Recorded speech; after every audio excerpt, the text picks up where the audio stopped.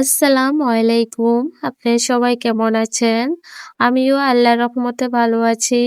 আমার ভিডিওটি কাছে কিংবা দূরে, দেশ কিংবা দেশের বাহিরে যারা দেখছেন তাদেরকে অসংখ্য ধন্যবাদ।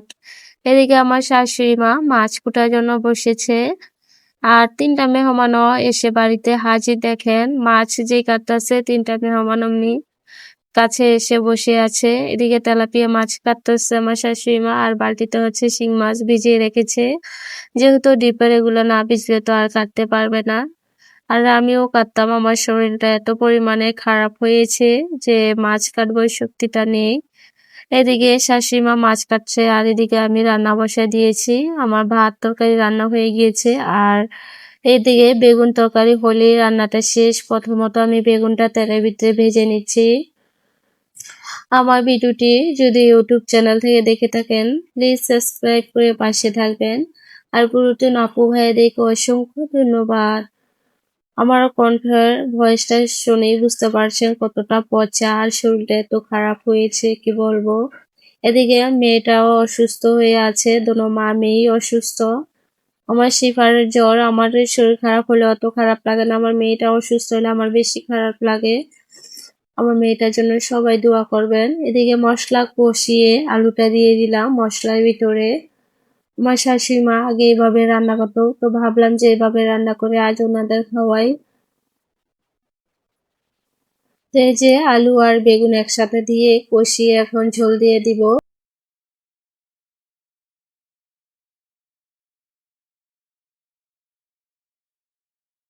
এই যে পরিমাণ মতো ঝোল দিয়ে দিব এখন, দিয়ে মাছগুলা দিয়ে ঢাকনা দিয়ে ঢেকে দিব। এদিকে রান্না বান্না শেষ করে বিকালবেলা এত পরিমাণে বৃষ্টি হয়েছে, আর যেমন বৃষ্টি এরকম ঠান্ডা পড়েছে। আর আমার ছোট ননদ বলে, ভাবি আসো তোমাকে ছাদের উপর একটা জিনিস দেখাবো। এই যে ছাদের উপর এত পরিমাণে বৃষ্টি পানি জমেছে, এটা আমাকে ভিডিও করার জন্য ও ছাদের উপর নিয়ে আসছে। বলতেছে যে ভাবি এটা ভিডিও করো, দেখো কত পরিমাণে পানি জমেছে, আরো পানি পাইপ দিয়ে পড়ে গিয়েছে, অনেক পানি জমেছিল। এখন কিছু করতেই ভালো লাগে না, তো একটু একটু ভিডিও নেই যখন শরীরটা একটু ভালো লাগে তখন। এই যে আকাশের আবহাওয়াটা খুবই খারাপ এখন, আবার মনে হয় বৃষ্টি নামবে। ওরা খালি কিছুক্ষণ পর পর পানিতে হাত দিচ্ছে, তো আমি বলতেছিলাম হাত দিয়ে না, ময়লা পানি।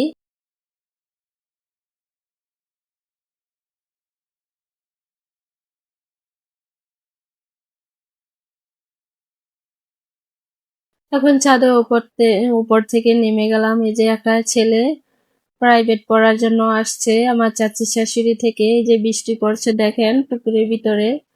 সে বাবাকে বলতেছিলাম মা চলো ঘরে, বৃষ্টি নামতেছে, এখানে আর বেশি দেরি করা যাবে না।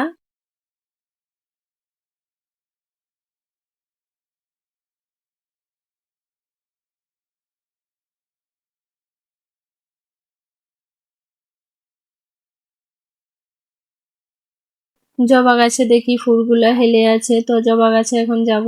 জবা ফুলের কাছে গিয়ে দেখি ফুলটা খুব সুন্দর, মার্শাল্লাহ। আজকের ব্লগ ভিডিওটি আপনাদের কাছে কেমন লেগেছে সবাই কমেন্টের মাধ্যমে জানাবেন। আজকের ভিডিও এই পর্যন্তই, আল্লাহ হাফেজ।